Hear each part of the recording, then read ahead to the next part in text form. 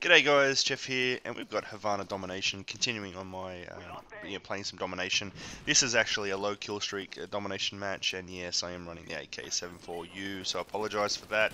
Some people are asking for different guns. However, I recorded these long ago, and in fact, I recorded these before I even knew that in theatre mode you could bring up a scoreboard, which is something that I'll do in the future. I've been, instead of using the PVR and then having to do a lot of file management, I've just been using the theatre mode.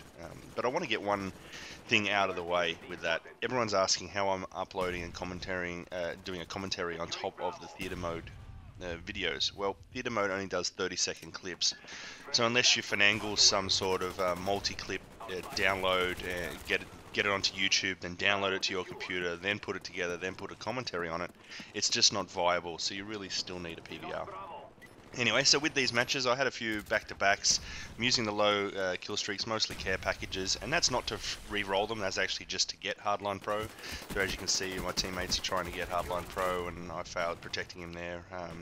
I've been playing around with the auto-aim on and off, just to see how I feel about it. I think there's a huge advantage at very quickly getting on target at medium range. So I'm thinking that I probably will go back to keeping it on full time. I'm not sure if it was on or off during this match. I think it may have been off, and you'll be able to tell just by the way that my aiming is a little bit sloppier. But with it on, it certainly does make a difference. So you might want to play around with it yourself and see how you feel. The only time it truly screws you up is when you have multiple engagements and you'll put a few rounds into one target, and then the gun gets pulled off that target for some reason towards the other person, and then you don't kill any of them and they kill you. So yeah, working on Hardline Pro here, low kill streaks. I wanted to bring out a few videos on low kill streaks with Domination. So and there are some other game types in there, because I wanted to show that you can do two things: A, get a fairly decent KD, get a win, and not piss off the other teams so they leave, because as soon as chopper gunners come out, they're so easy to take out, but you have a lot of people who prestige, and then you lose the Strela, I should say, and then you need, I said Strela because that means madness in Greek, but then you lose a Strela fairly easily, and then you need to have two people coordinate with the law to be able to take them down, yeah, it ends up being harder for them. I placed that Claymore there just to protect the sentry gun a little bit, even though the sentry can be taken out by direct shots. And you can also throw a stun in there and stun the Claymore and the sentry. I actually heard him coming, so I don't... yeah, that was fairly easy for me to duck down and wait for him to come in. There's an example of my Twitch. Moving over to the other target wasn't quick enough. That's unfortunate, it was my mistake. So with the lower kill streaks, I'm finding that a lot more teams are quitting when you bring out the chopper gunners and whatnot. And fine, that's okay to rage quit because matchmaking is still an issue. However, I've been playing Prestige TDM quite a lot with some people as well. I'll bring out a few Prestige TDM matches, the ones that I enjoyed or have something to show you guys from theatre. But even they rage quit very, very hard. It's just because it's that becomes less to do with skill matchmaking and more to do with the fact that they're not running in a team. So running in a team is definitely an advantage, and I want to actually talk about that. So over the few games that I've been bringing to the channel, maybe about 6 of them or so, this will be before we get into Domination Chess with T Martin, so we're just waiting for his school to settle down a little bit since he's back there.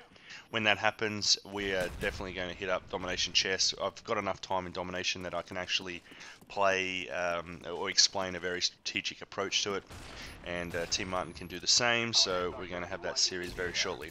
But to get to my point, the 6 or 7 videos or so that I'll bring out before then, it is where I've played with some subscribers, and we've done some interesting things to reduce the impact that a team has on how well you play. And occasionally we lose matches in this manner, and I'm going to pick out a game where I do quite poorly because we're spawn trapped, and I'll bring out a video showing you how we attempted to get out of the spawn trap, how we did a few times, and then just the lack of coordination or the extra 2 random players on the team really screw things up. But some of the funny things we've been doing is playing, like with kill streaks, spy plane only. We've done 4 people versus 6 people, so we only have 4 people from Huppet coordinating in, say, Domination, which you really need.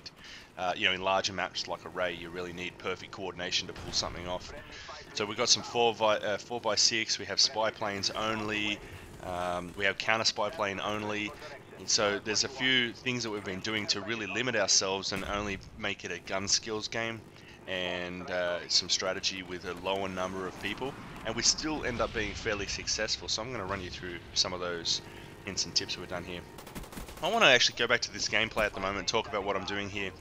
It may look like that I'm overrunning the spawn occasionally, and yes I am, but generally with the people I run with, we all, we joke about it sometimes, but we also plan when we're going across the spawn, and people will say, I'm going to flip the spawn, or there's going to be a back spawn, and the reason we do that is because you can surprise them. Like if they're used to a trap of some sort, and they think they know where they're going to engage you, you can get one person across to surprise them with the trap and act like that little pissed off wasp running around their spawn. And if your other team is stacked behind Bravo in Domination, you generally won't flip the spawn as easily, because if you're stacked on the Bravo, on this map for instance, the Bravo Charlie side, you're not past Bravo in the majority, and one person's running around the Alpha spawn, they will generally flip spawns on one side of Alpha to the other side of Alpha.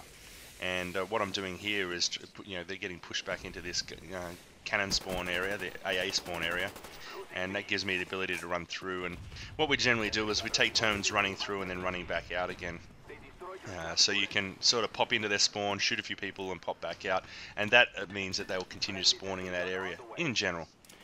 The other thing we do, and I've mentioned once before or twice before, is that when the score starts, if the game starts getting a bit boring, or the game score is approaching around 170, then we'll also jump through to spawn. And what if I'm at the back, like if I'm near Charlie for instance in this map, and my team says we're going to push the spawn because of the score, I'll stay back at Charlie, because when the spawn flips, I might pick up a few easy kills. Vice versa, that if I'm one of the people who are pushing the spawn with someone else, we run through Alpha as quick as possible, and other people in the team generally will understand that they need to make their way back to Charlie to pick up a few kills.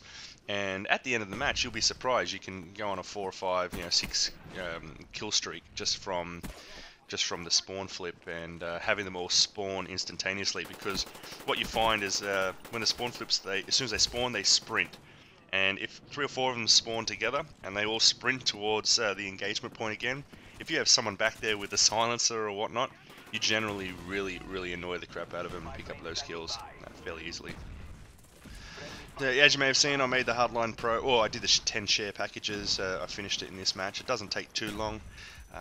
And I guess also, I'm not going to bring the video out because there's nothing really special to show in it. But with Flak Jacket, I put Flak Jacket and Ninja on, and I don't play with anyone from Huppet. I go in a regular random match of, say, Demolition, and it only takes about 4 matches to get the 10 plants or diffusers done in a random team.